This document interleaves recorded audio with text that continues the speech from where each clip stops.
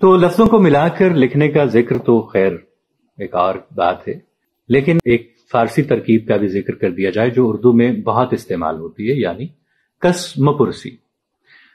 लेकिन अब भाई लोगों ने इसका तलफ्फुज इस तरह करना शुरू कर दिया है जिस तरह किताबचा, यानी किताबचा में बाज लोग कुत्ता को अलग पढ़ते हैं और बच्चा को अलग।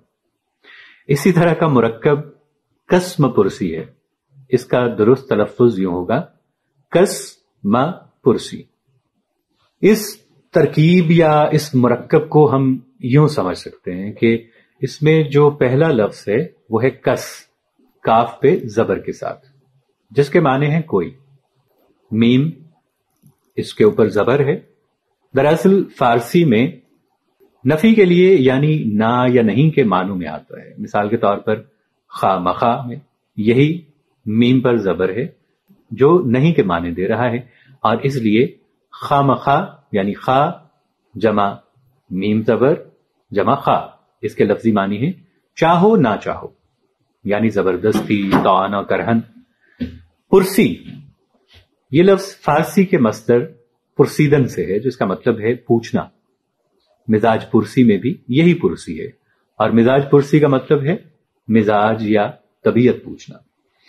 तो कसम पुरसी का मतलब होगा किसी का कुछ ना पूछना, यानी एक ऐसी हालत जिसमें कोई पूछने वाला ना हो, कोई पुरसाने हाल ना हो। यह बेबसी और बेकसी के मानों में भी आता है। कसम पुरसी को कुछ लोग मिलाकर यानी कसम पुरसी लिखते हैं, और बाज बल्कि टीवी चैनल्स के मेजबान भी इसे कसम पुरसी पढ़ा करते हैं, शायद इसलिए कि उन्हें कोई पूछने वाला नहीं है, या जो पूछने वाला है उसे भी इसका दुरुस्त तलफ्फुज नहीं मालूम।